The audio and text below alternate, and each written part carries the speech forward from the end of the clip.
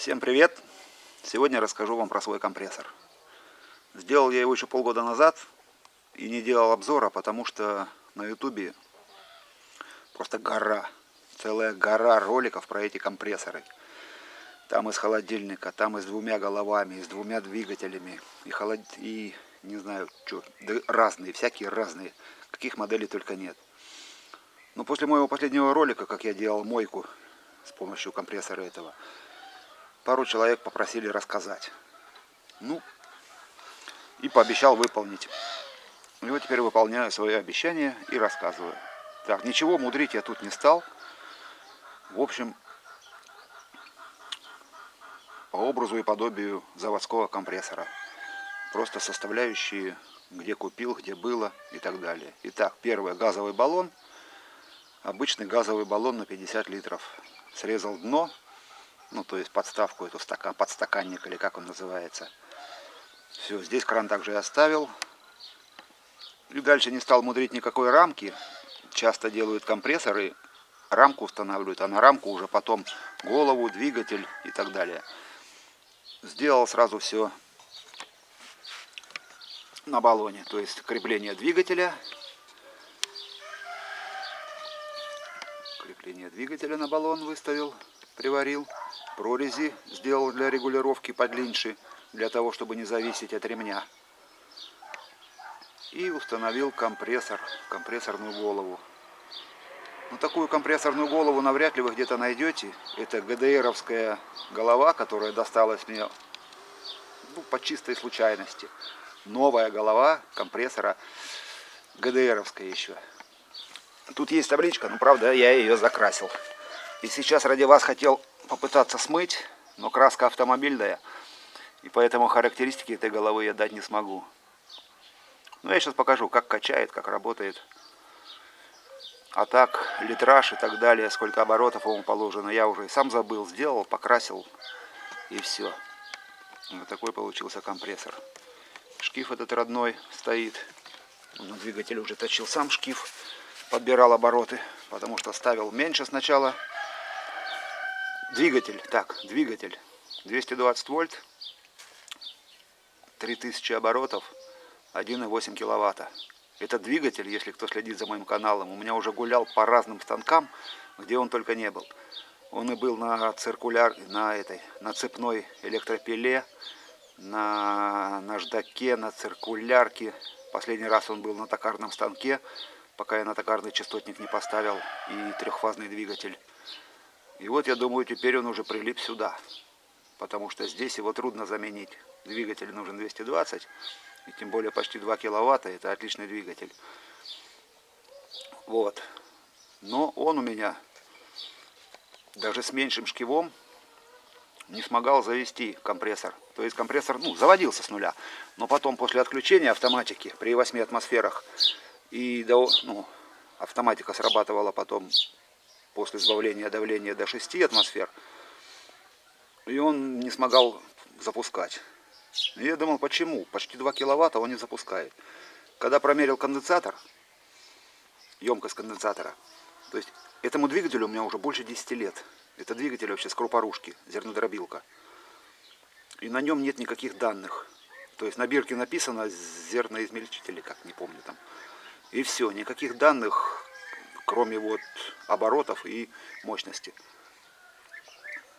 Так вот, конденсатор, внутри который стоит в коробке, рабочий. Тут пускового нет, тут рабочий только, 2 обмотки. И вот этот конденсатор написано 25 микрофарад. Когда я его промерил тестером, на нем оказалось 18 микрофарад. То есть он уже, ресурс свой, можно сказать, выработал. Или высох он, или что с ними там происходит, короче, с этими конденсаторами. Но факт в том, что уже не то.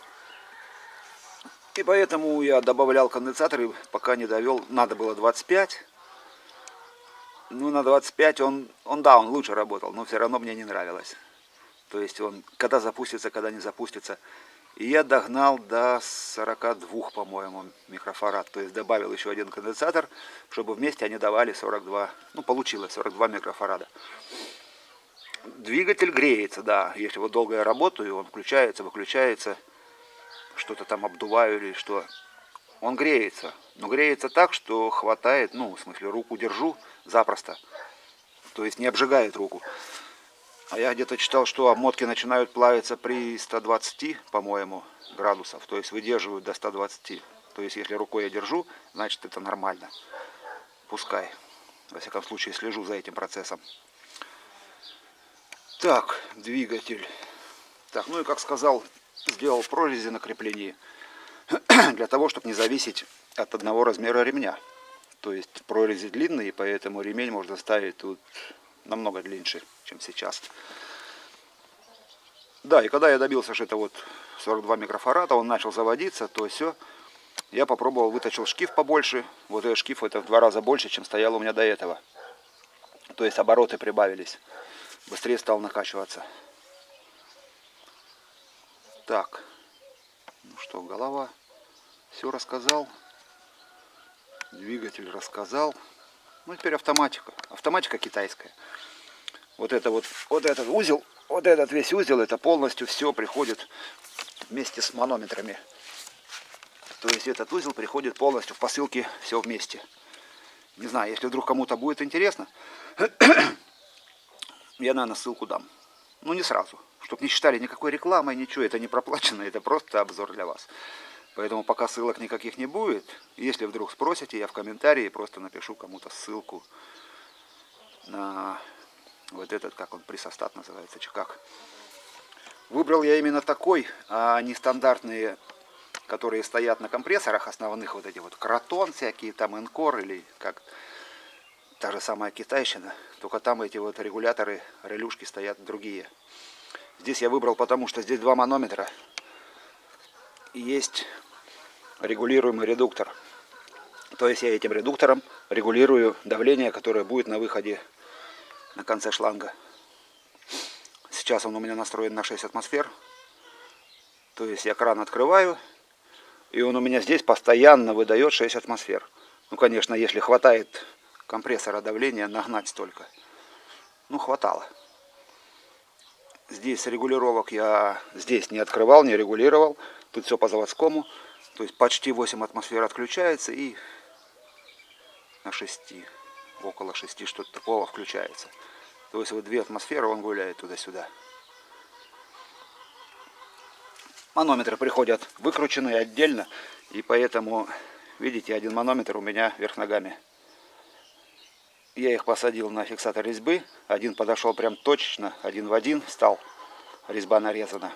А в другом, видите, на пол витка получается не сошлось. То есть можно было вместо фиксатора резьбы подмотку какую-нибудь использовать. Ну как в водопроводе подгоняем краны и так далее. То есть потолще намотать и вывести. Ну посадил на фиксатор, думаю, пускай. Какая разница, видно, понятно. Не на базар для себя.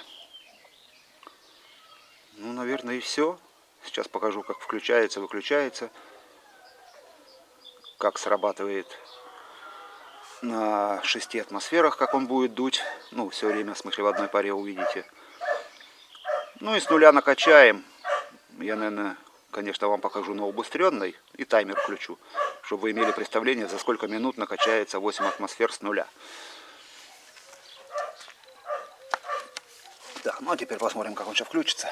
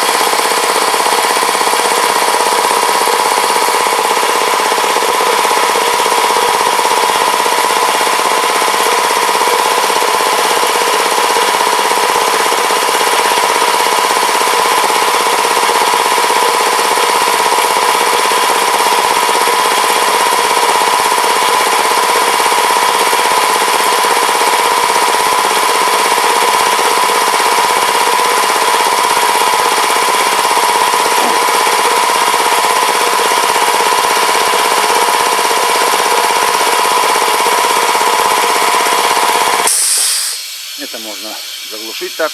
Так, ну вот вы видели, как он 6 атмосфер держит, то есть качает в одной паре. Сейчас я закрыл кран, запущу его, и он докачает до 8 и выключится.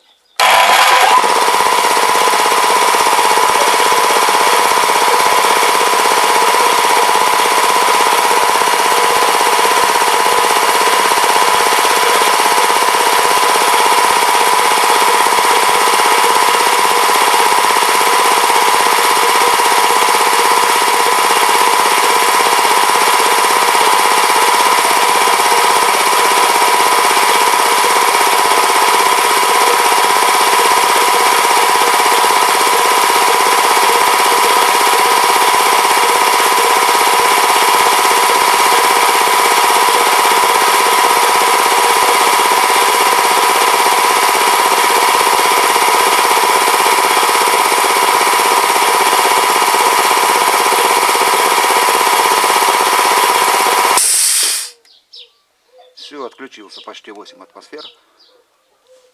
Так, сейчас прервемся. А ладно, будем прямым этим. Что я хотел сказать? Что я вам хотел сказать? Так, я хотел сказать вот за что. Если вы смотрите этот ролик, видео, значит вы все-таки задумались о том, чтобы сделать его себе тоже. Компрессор такой или другой. Так вот, скажу сразу вам. Я не знаю, говорят об этом, нет люди. Если у вас нет составляющих, то есть если у вас двигатель, например, есть, там голова, то есть смысл собирать этот компрессор. Если вы собираетесь покупать все полностью сами, делать компрессор, то это делать только в том случае, если у вас чешутся руки. Проще будет купить магазинный. Если, я еще раз скажу, да, если по дешевке двигатель, там, как вот у меня перепала эта голова, там, почти на халяву, я человеку за нее отдал, купил автомобильный компрессор, то есть от аккумулятора, который машину качать колеса. Он мне отдал эту голову. То есть получается на халяву я ее выхватил. Двигатель тоже у меня был. Я купил за 600 рублей баллон, я купил колесики и купил электронику. Все. Все остальное. А, ну еще обратный клапан, да, покупал. Тоже с Китая выписывал. Все остальное было или где-то находил, там металлолом и так далее. Он мне обошелся, ну, скажем так, дешево. То есть 1000 с чем-то за компрессор отдал. Не помню сколько рублей, 600, наверное, автоматика. Короче, обошелся он мне 2-3 тысячи. Ну и плюс работа моя. Но работа в удовольствие, это уже не работа. Это удовольствие. Вот. Поэтому задумайтесь. Сначала просчитайте, сколько вам это обойдется. И посмотрите цены в магазине. Может быть, проще будет купить. И соединить. Так. Ну вот, короче, по советам все. Соединения. Тут тоже соединения такие вот эти китайские, дюймовые. То есть все, и нужно было мне... Ну, короче, так как не имею я много... Небольшой парк у меня лерок, метчиков и так далее. Дюймового вообще ничего нет. Поэтому соединять мне пришлось выдумывать. То есть я, например, хоть даже вот здесь автоматику, вот видите, гайка приварена к баллону. Здесь на обратном клапане тоже гайка приварена к баллону. Меня выручило то, что везде, вот в этих переходниках, вот здесь в обратном клапане много тела внутри. То есть я просто элементарно внутри нарезал резьбу, по-моему, здесь на 12, здесь на 14, взял шпильку, просверлил шпильки отверстия и вкрутил сюда и сюда, сюда 12, сюда 14, ну шпильку делал такую, чтобы здесь 14 было, а здесь 12. Потом прокладка от канистры пластик и затягивал гайками. И все хорошо работает, даже вот здесь никаких фиксаторов резьбы у меня нет. Ни здесь, ни здесь. Везде только пластик держит. И все нормально, вы слышите, что нигде не шипит. Все держит. То есть вот такой вот выход из положения нашел. Ну а здесь тем более... Сейчас покажу. Здесь вот оно. Это соединение. Вот оно соединение. Здесь за счет того, что я сделал вот так же на шпильке, мне это дало преимущество, что я могу вот это вот, ну, так. Преимущество в том, что я могу теперь вот эту коробку вверх-вниз двигать сколько хочу. То есть мне, если мешает где-то что-то, могу выше поднять. Ничего не мешает, могу ниже опустить до самого дна. Вот такой вот плюсик дало то, что я не смог по заводскому закрутить. Так, ну еще, видите, место от сварки. Это я уже потом мудрил. Пытался я делать двигатель от стиральной машинки сюда. То есть, когда с конденсаторами еще не возился, просто поставил этот двигатель, а он как-то хреновато заводил. И я попытался сделать двигатель от стиральной машинки поставить. То есть сюда шкив я ставил со стиральной машины большой. На двигателе от стиральной машины оставлял родной шкив, ремень. Это джеклиноременный, как он называется там. Вот. Заводить он его заводил. То есть пока давления в баллоне большого нет, он его заводил. Но чем ближе к 8 атмосферам, слышно было, как он все туже работает и греется. Коллекторный двигатель, я так понимаю, они стоят на всех инструментах, где по большому счету нет нагрузки. Через редуктор, та же болгарка и так далее. Ведь болгарка пилит когда? Когда она работает, ну, без нагрузки, можно сказать. Даешь нагрузку, сразу греется. И любой коллекторный инструмент греется с нагрузкой. А здесь все-таки такое давление, и ну, нецелесообразно получается крутить такую голову двигателем от стиральной машины. Потому что он просто-напросто сгорит. И к тому же там открытые щетки, все это опасно. Тут же может быть и дождик, и все. Короче, без коллектора, как его, асинхронный двигатель, автоматика, это лучший выход. То есть пока я еще не видел самодельного компрессора, который был бы сделан, что-то доработан лучше, чем заводское. Компрессор придуман нормально, тут дорабатывать, можно сказать, и нечего. И поэтому я решил тут ничего не мудрить, а сделать как есть. Просто для того, чтобы он у меня был. Забыл показать, за сколько же он набирается. Сейчас видно, что он пустой. На нуле. Поехали.